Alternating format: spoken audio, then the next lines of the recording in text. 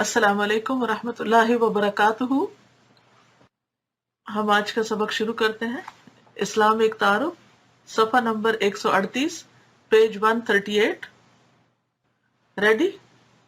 قلم ہے آپ کے پاس، پین، بک؟ اوکے، چلیے اب پوری طرح یکسو ہو جائیے۔ نحمدہ ونصلی علی رسولہ الکریم، اما بعد فاعوذ باللہ من الشیطان الرجیم، بسم اللہ الرحمن الرحیم۔ رب اشرح لی صدری ویسر لی امری واحلل عقدۃ من لسانی یفقہوا قولی۔ حسن ظن۔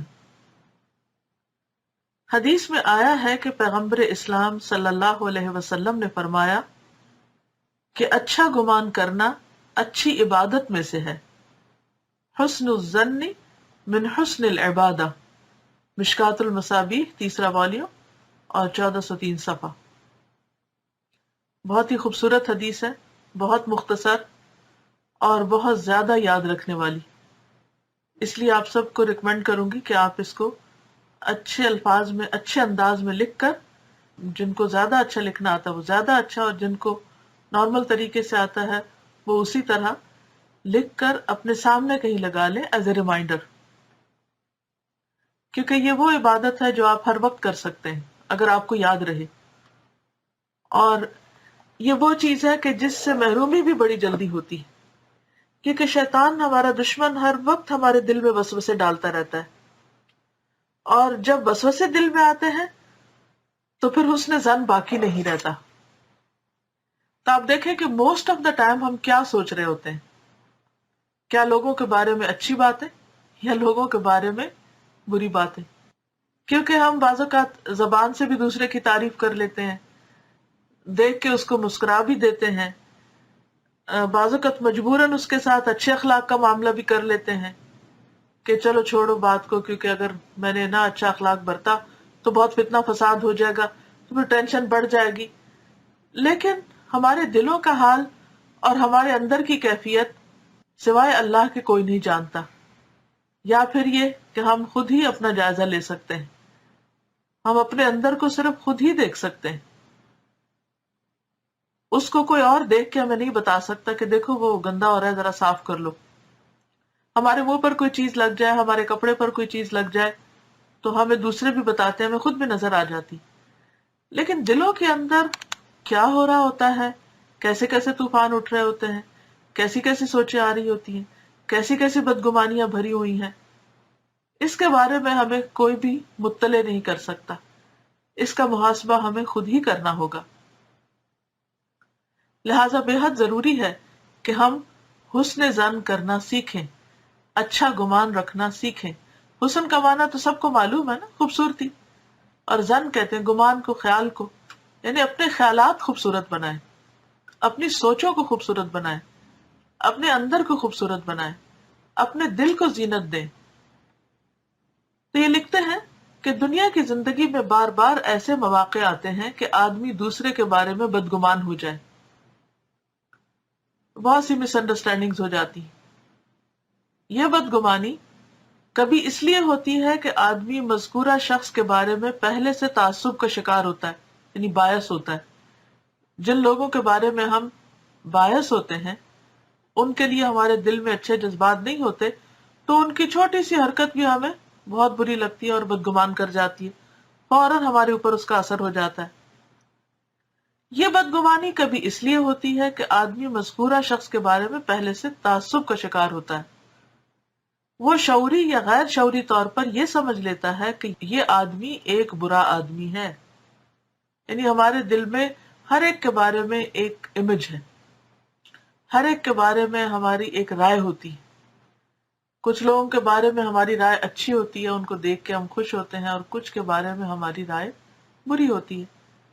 اب جب ایسے لوگ سامنے آتے ہیں کہ جن کے بارے میں ہماری رائے اچھی نہیں ہوتی، تو ان کو دیکھتے ہی، چاہے وہ نہ بولیں یا کچھ نہ کریں، تو دیکھتے ہی ہمارے دل میں ان کے بارے میں برا خیال آنے لگتا ہے اور تکلیف ہونے لگ جاتی، اور پھر ہم پہلے سے ہی توقع رکھ بیٹھتے ہیں کہ یہ کوئی غلط کام کرے گا یا غلط بات کرے گا، اس لیے اس سے یہی توقع ہے کہ وہ غلط بات کرے یا غلط کام میں ملوث ہو۔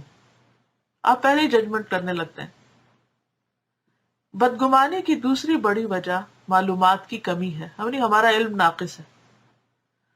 اکثر ایسا ہوتا ہے کہ آدمی دوسرے کے حالات سے پوری طرح واقف نہیں ہوتا، یعنی اس پہ کیا گزر رہی ہے، اس کی کیا پریشانیاں ہیں، اس کے کیا غم ہیں، اس کی فکریں کیا ہیں، یہ ہمیں نہیں معلوم ہوتا۔ اس کے سامنے صرف ناقص معلومات ہوتی ہیں، یعنی ظاہری چند ایک باتیں ہوتی ہیں۔ ان ناقص معلومات کی بنا پر وہ معاملے کو صحیح رخ کے ساتھ نہیں دیکھ پاتا اور غلط فہمی میں پڑ جاتا ہے۔ زندگی کی اس صورتحال نے رائے قائم کرنے کے معاملے کو ایک مشکل معاملہ بنا دیا ہے، یعنی یہ ہر انسان کے ساتھ ہے، اور چونکہ یہ ہمارا ایک امتحان ہے، اس لیے عموماً پھر ہم الجھے رہتے ہیں۔ ہر آدمی اس نازک صورتحال میں مبتلا ہے کہ اگر وہ اپنی ذہنی پیچیدگیوں کا شکار ہو یا ناقص معلومات کی بنیاد پر رائے قائم کرے تو وہ اپنے بھائی کے ساتھ سخت ناانصافی کرے گا۔ یعنی اگر ہم کسی کے بارے میں کوئی فتویٰ دے دیتے ہیں، کوئی رائے قائم کر لیتے ہیں، اور ہماری معلومات پوری نہیں، ہمیں معلوم ہی نہیں کہ اس نے دوسرے شخص نے کوئی خاص کام کس وجہ سے کیا اور کس کانٹیکس میں کیا، تو پھر یہ بہت ناانصافی کی بات ہے۔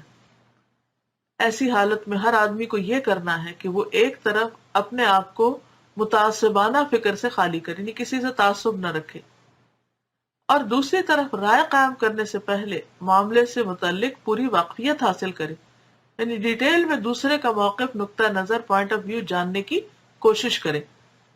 اس چیز نے کسی کے بارے میں اچھی رائے قائم کرنے کے معاملے کو ایک جہاد کا معاملہ بنا دیا، یعنی یہ ہمارا جہاد بن نفس ہے۔ یہاں حسن عمل کے لیے ایک جہادی عمل درکار ہے، یعنی سخت کوشش کرنی پڑے گی۔ حسن زن کے اسی پہلو نے حسن زن کو ایک اعلی عبادت بنا دیا، کیونکہ یہ ایک مسلسل ہمارے اندر سٹرگل ہوتی رہتی ہے، اپنے ساتھ ہم لڑتے رہتے ہیں، کوشش میں ہوتے ہیں، تو اس سے کیا ہوتا ہے کہ ہم جو محنت کر رہے ہوتے ہیں وہ محنت عبادت قرار پاتی ہے۔ حسن زن کوئی سادہ بات نہیں، یہ کسی کے بارے میں برے خیالات کو اپنے ذہن سے نکال کر اس کے بارے میں اچھے خیالات کو اپنے ذہن میں جگہ دینا ہے، یعنی ذہن سے گندگی کو نکال کے، خرابی اور پریشانی کو نکال کر اچھے خیالات کو اس کی جگہ رکھنا ہے۔